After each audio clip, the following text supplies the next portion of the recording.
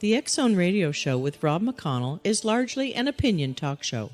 All opinions, comments, or statements of fact expressed by Rob McConnell's guests are strictly their own and are not to be construed as those of the X Zone Radio Show or endorsed in any manner by Rob McConnell, REL-MAR McConnell Media Company, the X Zone Broadcast Network, its affiliated networks, stations, employees, or advertisers.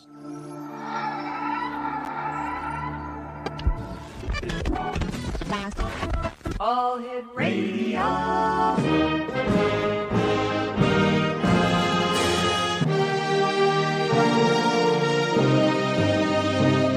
Welcome to the X Zone, a place where fact is fiction and fiction is reality. Now, here's your host, Rob McConnell.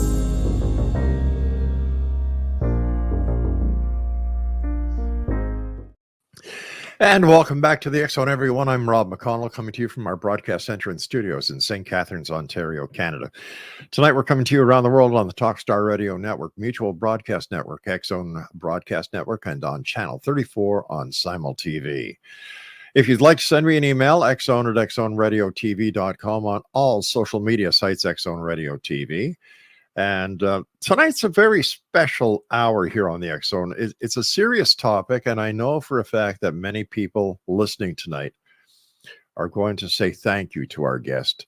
Her name is Dr. Cheryl L. Green, and she is a lifestyle psychiatrist based in Southern California and the author of Heal Your Daughter, How Lifestyle Psychiatry Can Save Her from Depression, Cutting, and Suicidal Thoughts, and the Heal Your Daughter workbook, 6 weeks to feeling good with lifestyle psychiatry.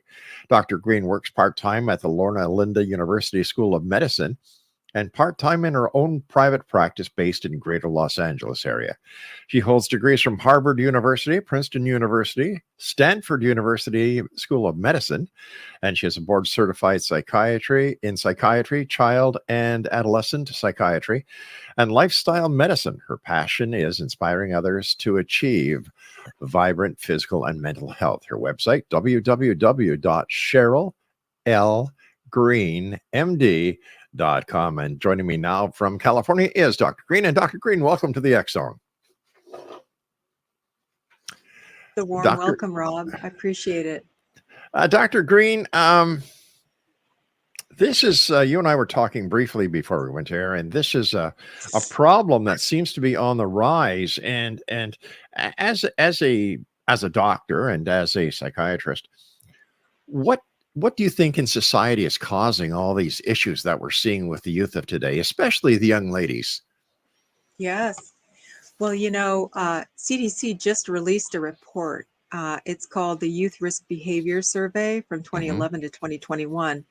And in it, you're right, it chronicles an astonishing rise, but a lot of the rise was actually during the pandemic, such that now, 57% of high school girls were persistently depressed or hopeless in the past year, like 30% had suicidal thoughts, and a quarter had suicidal thoughts with a plan, which is the criterion for inpatient admission. With a quarter of girls like this, our healthcare system certainly can't address that. But as to why, that is the $1 million question. We don't know, you can't do randomized controlled studies of that kind of thing, but we do know that certain things changed over the pandemic years. There was an increase in drug use. There was an increase in trauma. There was an increase in school failure because, it's really hard to learn math through a little tiny screen or a little tiny thing up on the screen. No opportunity to ask questions really meaningfully or interact with peers who are figuring it out also. There were so many changes. There was an increase in social isolation. That's probably number one, because really social media was displacing and replacing real relationships. And that's so critical for teen girls, so critical. Those relationships are their life, and they were often displaced. And, social media is no surrogate for real relationships. In fact, we know that the more hours spent on social media, with every increasing hour spent on social media, depression scores rise. My So they gosh. don't fall, they rise. And that's really a well-established fact. There have been multiple studies, multiple meta-analyses even. So Mhm. we know that for a fact. Social media use increases depressive symptoms.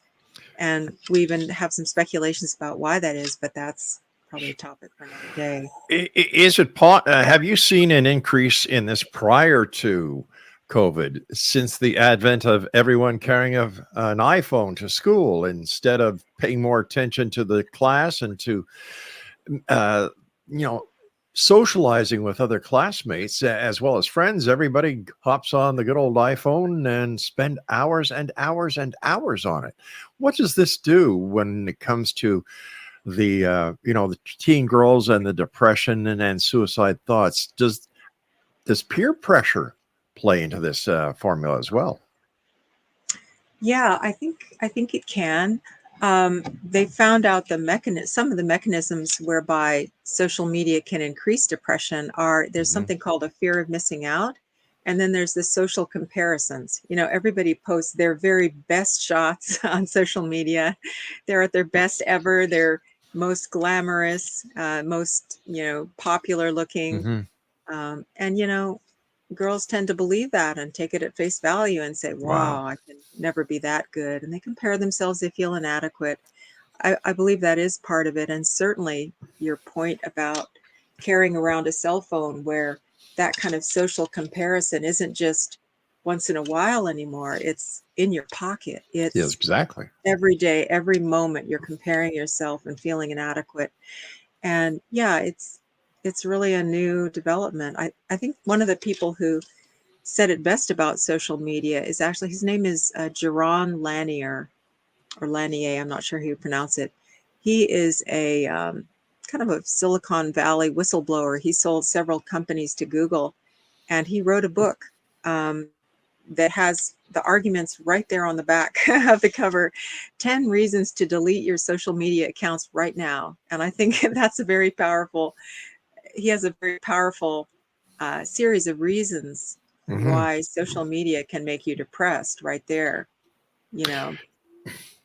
When I was growing up and going to school, we all had to wear white shirts, a tie, gray flannels, and black shoes. All the boys had to wear that, and then the girls also had a dress code. It seems that once the dress codes went, I remember my son telling me that, Dad, the young guy went to school, and now it's who's wearing the best running shoes. And then it seems it's gone from who's wearing the best running shoes, who can afford the best running shoes, to who can afford the best iPhone. And I don't know. I think that we've given way too many liberties, and these liberties are starting to bite us in the butt where we never expected them to come from. Yeah, no, I would agree with that. Yeah, a lot of feeling bad is feeling, you know, Hmm. under the eight ball, behind the eight ball Yeah, economically, like, oh, my parents aren't as rich as their parents. I don't have all the doodads that yeah. they have. Yeah, that can certainly be a factor, and it's really, really sad. Let me ask you, doctor, what is it that made you interested in this topic of teen girls, depression, cutting, and suicidal thoughts? Well, apart from the fact that it's my job, it is my bread and butter. I have 5 intensive outpatient groups Wow. at Loma Linda, 5 groups. I see Hmm. about 40 of these kids who are beyond normal, um, psychiatric visits. They're like just out of the hospital. So they're in this mode of, I need 3 visits a week, 3 hours a visit. I need all that extra support. Chronically suicidal or cutting, or you know, who knows what, using drugs, things like that. So I see these girls every week. Many of them are cutting, many of them are actively suicidal. And so, you know, we help a little bit in these Yeah. groups, but there's so much that parents can do at home. And the biggest question I am getting, and to this day get all the time, at least once a week, is, I want to help my daughter, but I don't know how. So the book was written actually to address that question. I want to help my daughter. I don't know how. Tell me what to do. What can I do? And so I wrote the book with that in mind. It's a book to the parents or caregivers, to the grandmothers, whoever it is who's taking care of the kids, the fathers, whoever it is taking care of the kids, and to say, hey, these are evidence-based, evidence-backed, proven things that can make your kid feel better.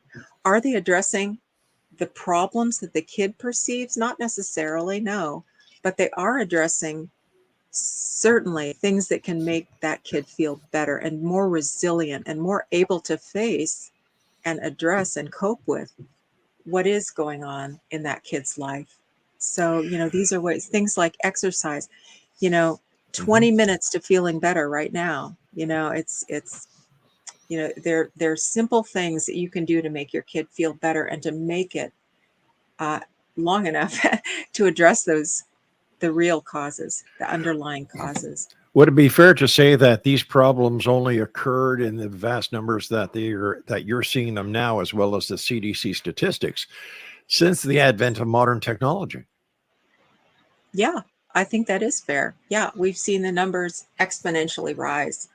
We saw a rise starting about in 2010, and that is, 2007 is the advent of the iPhone. People started getting it more and more.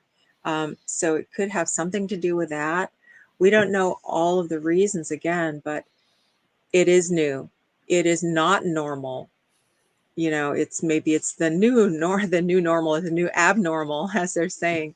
But in the old days, we used to look at kids, happy as a child, was an expression. It was normal for kids to be happy and gleeful and running about and shouting with joy. Now we're seeing a totally different picture. And I think the teens are the canaries in the coal mine for what's happening in our society. If it's 57% of the teens, what does that say about our society? What does it say? In your opinion, what are some of the signs and symptoms that a parent should look out for when, trying to be a proactive parent and, not themselves sitting in front of their computer, their laptop, or their iPhone, but actually taking an interest in their child? What should they look out for?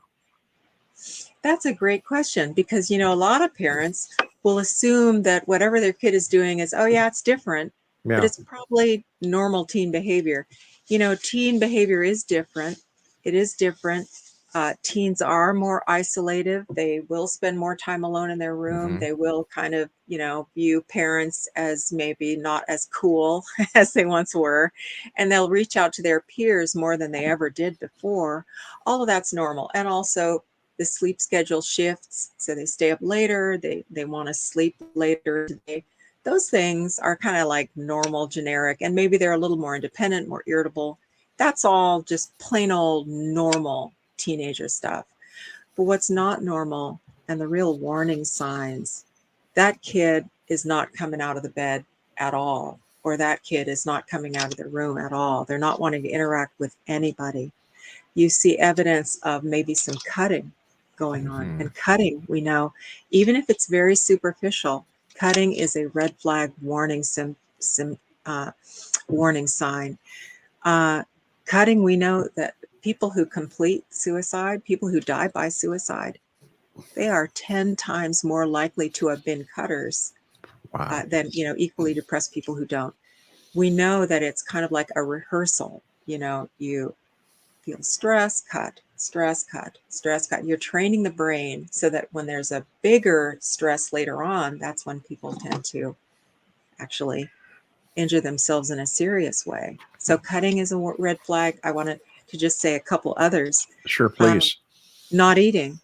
If they stop eating, my gosh, quickly address that. Sure. If they are texting their friends, or if a friend's parent or a friend calls you an alarm, so-and-so just texted me that they're considering suicide, really take that seriously, because nearly all of the actual suicide attempts, they are preceded by some sort of reaching out, texting a friend, hey, I'm going to do something to myself. Or God forbid, looking online, like if you look at the history in the computer, are they researching ways they can die? You know, are they hoarding their medications? Some people hoard Tylenol, or you see extra bottles. All of these are really just warning symbol. They scream, you know, get your child professional help, really. And it's professional help they need at that point. But above and beyond that is what I'm talking about in terms of these things you can do with the book. All of this help is stuff you can kind of surround the kid with these supports at home as well. Doctor, please stand by. I've got to take my first break. Dr. Cheryl Green, MD, is our special guest this hour, Exo Nation. Please go to her website after this show. If you know somebody, if you're a parent and you want to take affirmative, positive action, because the responsibility lies with each and every one of us. Everyone is responsible. I know that as a former police officer. I know that as my wife is a former nurse. Everybody needs to open their eyes and help each other. These are strange times and they demand action. So please visit the doctor's website after tonight's broadcast. Her website is Cheryl, CHERYLL Green, MD.com. And the name of her book is Heal Your Daughter, How Lifestyle Psychiatry Can Save Her from Depression, Cutting, and Suicidal Thoughts. Serious topic. Let's take note. Let's be part of the solution, not part of the problem. I'll be back on the other side of this break. Don't go away. Welcome back, everyone. Thank you for staying with us this hour here on the X Zone. Dr. Cheryl Green, MD, is our guest this hour, and her website is CherylLGreenMD.com. Dr. Green, what exactly is lifestyle psychiatry? Yeah, that's a good question. We're in the process of figuring that out right now. It's a very dynamically evolving field, let me say, but lifestyle medicine is its basis and will always remain its basis. Lifestyle medicine is a board certified field of medicine. The first board certifications were made available in 2017, and it is the codification of all the science behind how to make a healthy. And it comes in 6 domains. There's nutrition, detoxification. There is exercise, sleep medicine. There is social and emotional connectedness / wellness. And there's stress reduction. All of those are really key. And there's a boatload of evidence for each one for helping your physical body to be healthy. So it's a form of medicine that doesn't just kind of address symptoms and throw a medication at each symptom and hope it'll go away. No, it's something that goes deeper. It tries to create health. And so lifestyle psychiatry is the application of that to mental health issues, really. I think that's what it should be. There's a big discussion, you know, should lifestyle psychiatry include digital interventions and this, that, and the other. But I really think it should stick very closely to the basis in lifestyle medicine and just apply that to mental health, you know, straight across. That's my personal view. And that's the kind of view of it that I've tried to embody in the book. I would imagine that besides the peer pressure, that technical addiction is a big part of this problem that the youth of today are facing. And how do we get them to sever the umbilical cord between the hand, the device, and the ear? Right. Yeah, I know, because, you know, if you go online and look up, you know, biggest freakouts of all time, what those all are is episodes where a parent has taken a video game away from a son, usually, and you see this freak out, you know, head banging and, you know, thrashing of the limbs and screaming. You know, it is a legitimate addiction, I think. The video games and the social media, they are actually addictions. And on fMRI, you know, on the brain scan called fMRI, when you look at that, they look no different from a cocaine addiction. So they are Really? very serious addictions. How do you know, that is a very good question. I think Similarly to all addictions, it begins with educating your teen, that this is harmful. Once they Yeah. know, it makes that less attractive right there, bang off the dot. And then I think, harm reduction is really the goal, kind of putting in limits, putting in filters, step by step, kind of weaning them to other things. I think it won't happen in a day or even a year, but, ultimately, I think the quality of what these things are doing to their brains. For example, there were even studies out of Taiwan where there are some very serious video gamers there, 16 hours a day and up versus Wow. 2 hours a day and less. And they actually had brain shrinkage of the cortex when you're doing video gaming to that degree. Um, so that's why, the recommendation from American Academy of Pediatrics and then Mhm. the American Academy of Child and Adolescent Psychiatry, they recommend a max of 2 hours a day on screens. So, The percentage 57% is staggering. Like when I read that in the information that you were so kind to send us, I was floored. Like I knew there was a problem, but to see 57%, it's it's just gone way overboard, and we have to do something about it now. And God bless you, you're certainly doing your share, and so are other mental health professionals and other medical members of the community. But when I look oh, at the teens, oh, my pleasure, ma'am. When I look at the teens and watch what they eat, it's all the synthetic food. A lot of it has artificial sweeteners in it, and we all know what aspartame can do and what aspartame is. Um, and then you've got the addictions of drugs in, I would imagine, a good majority of the cases, and then the addiction of the electronic factor. These poor kids, no wonder. And what really boggles my imagination, doctor, is how come the parents aren't watching what the children are doing? Where is the educators in the school telling the children, teaching them the right from the wrong, telling them? I remember when I was in school, we had a science class, we had a health class.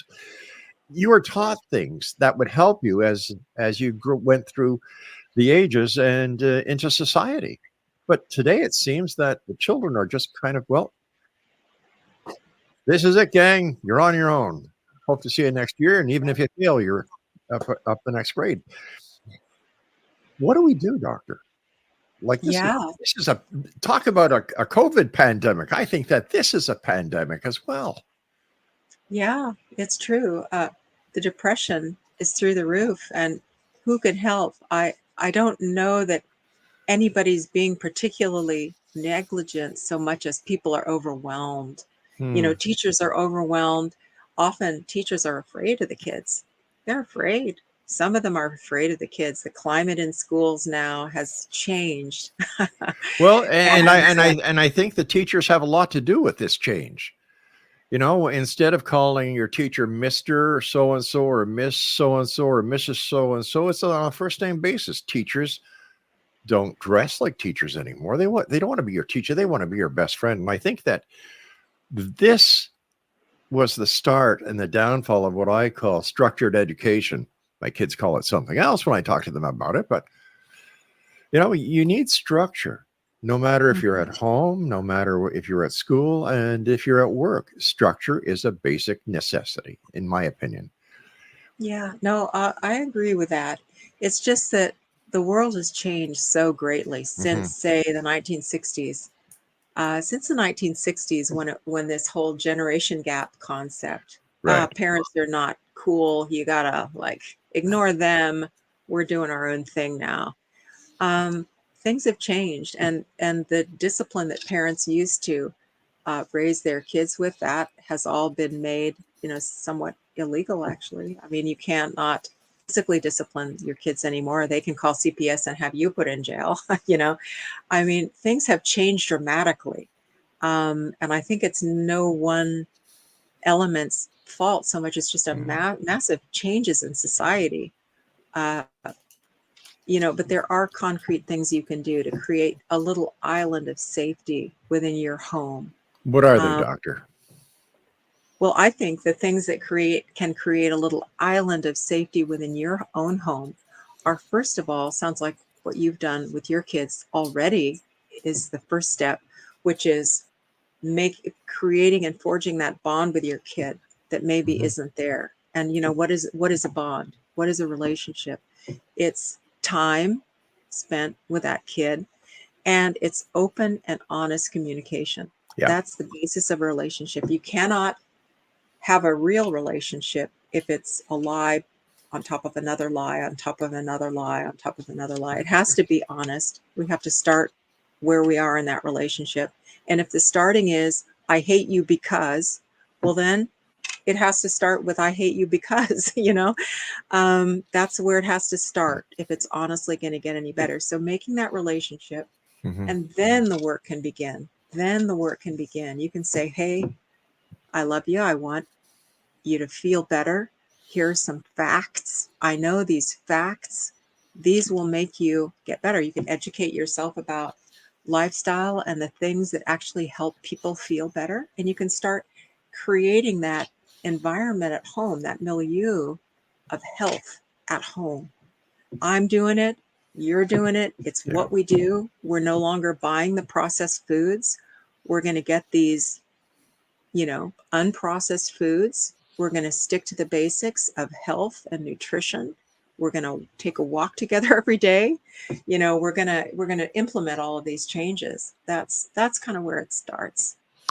Even though your book is entitled "Heal Your Daughter," listening to you, this could easily apply to a son as well. Heal your son. Yeah, actually it could. A lot of it can, except there are far fewer, 95% of the people I see are teen girls. So I addressed it at them because and there aren't as many teen boys who are cutting right now. Really? Maybe they burn themselves. Not as many cut. And it's not the same type of cutting. Often the boys I've seen who cut have made, tremendous, it looks like they've taken a machete to themselves. It's not the same at all. It's not the same. It's, things are a little different with boys. And I think the reason for the cutting with boys is a little different. And I wanted to just stick with kind of what I know. But you're right. Most of this book applies to guys as well. It does apply to teen boys, a lot of it. Let's say mom takes the daughter to the emergency ward because the child has, is showing cutting. What are the obligations of the medical practitioners when it comes to a teen that comes into their emergency ward and they can see that this child is deliberately cutting? Well, not all cutting will buy you an admission to the hospital, but a lot of it will. If you ask for, recent suicidality, that cutting is an expression of a suicidal thought, and that's a plan. I was going to cut myself and get in the bathtub or whatever it may be.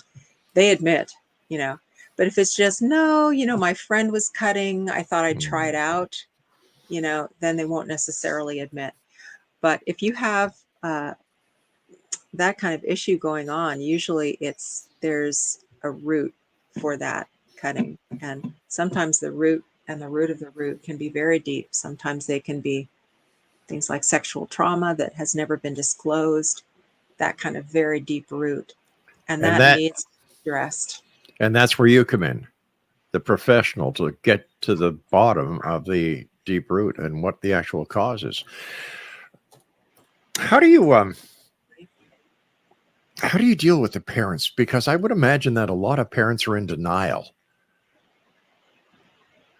So how would you deal with a parent, because I'm sure parents come in as guarded. Well, I don't know what she's doing. I don't know.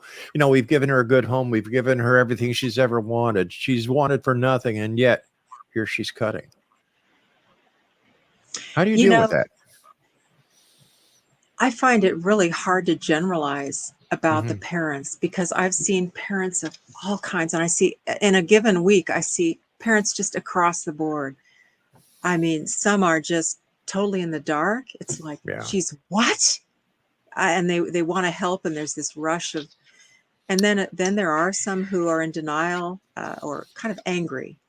There are some parents who are angry, like, she's cutting. How dare she? How dare she cut when I've given her everything? Lord, eh?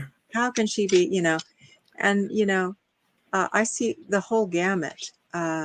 So I wouldn't really generalize like that. I do Okay. think, though, at least I have a self-selecting audience of people that come to me because, I'm there at Loma Linda in these intensive outpatient programs. Only parents who are willing to contribute at least 1 hour, 3 times a week, and to make sure their daughters get there. So that's a very high, high help group type of parent. And most of them do wish the best and want the best for their kid. The people who don't show up are the ones I worry about. The ones who say, yeah, I'll show up, and they never do show up.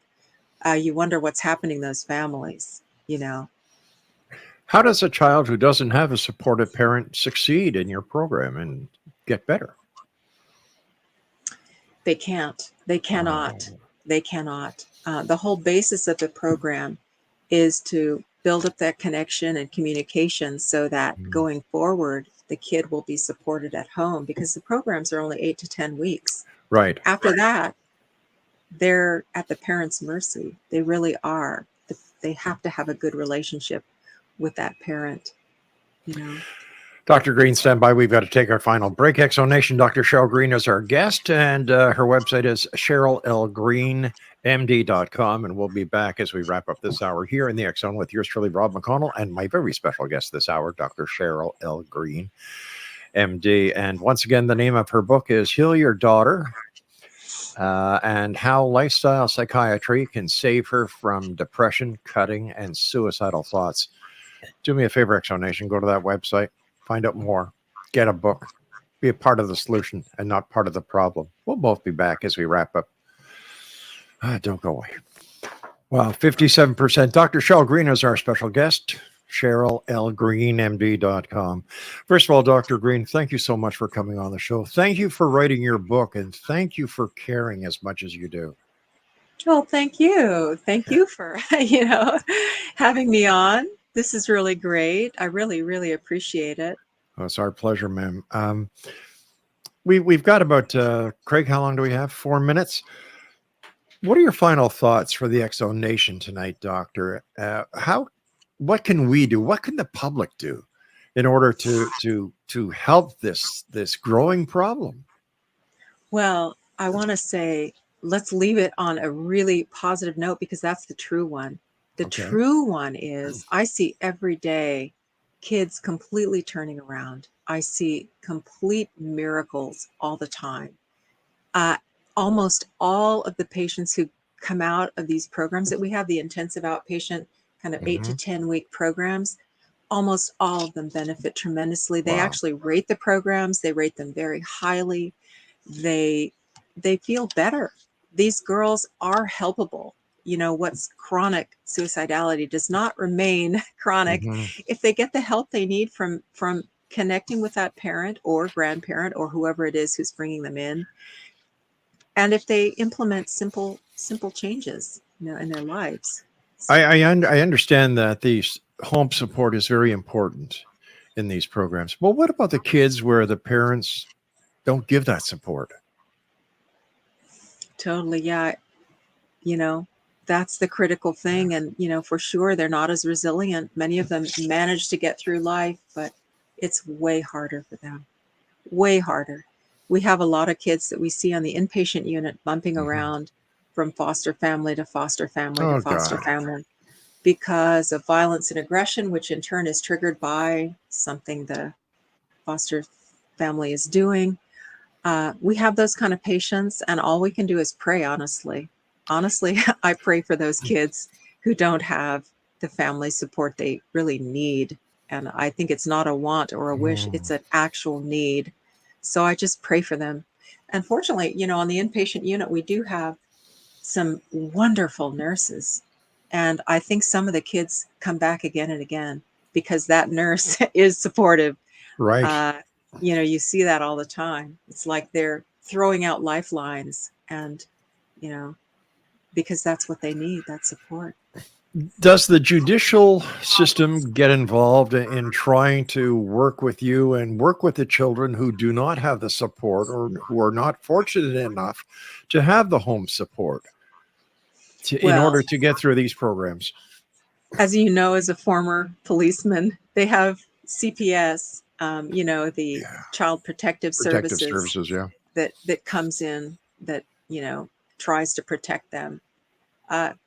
We don't have enough, you know, support for that service. Unfortunately, it's not all it could be, but it's the only thing we have, the Child Protective Services, and it goes county by county. Each county has a different service. Yeah.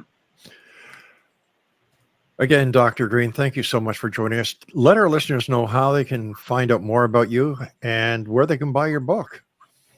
Oh, well, thanks so much. The book is Heal Your Daughter, and it's available everywhere. You know, Amazon, Barnes and Noble. It's available on BookBaby website. There is a companion. Now, Heal Your Daughter is for parents or caregivers. There's a Heal Your Daughter workbook that you can work with your daughter for. Oh, cool. So the Heal Your Daughter workbook is the sequel. And that's also at all of those sites. Dr. Green, I'd love to have you back on in the future. Again, thank you for everything you great. do. And from everyone here around the world listening tonight, I'm sure many people are saying thank you for your hard work and what you're doing. Oh, thank you, Rob. My hat's off to you for spreading all the good information you spread. I really appreciate it. I've had a chance to tune into some of your shows. It's incredible information. Well, and thank you you very so much for doing what you do. Thank you very much, Doctor. Have a safe evening, and I look forward to seeing you again. Okay, thank you so much. Bye-bye, now. Dr. Green. Exonation, our guest this hour was Dr. Cheryl Green, MD, and her website is CherylLGreenMD.com. She's in Redlands, California, and the name of her book is Heal Your Daughter, How Lifestyle Psychiatry Can Save Her from Depression, Cutting, and Suicidal Thoughts. I'll be back on the other side of this break with the news as the X Zone continues with yours truly, Rob McConnell, from our broadcast center and studios in St. Catharines, Ontario, Canada. Whatever you do, don't go away.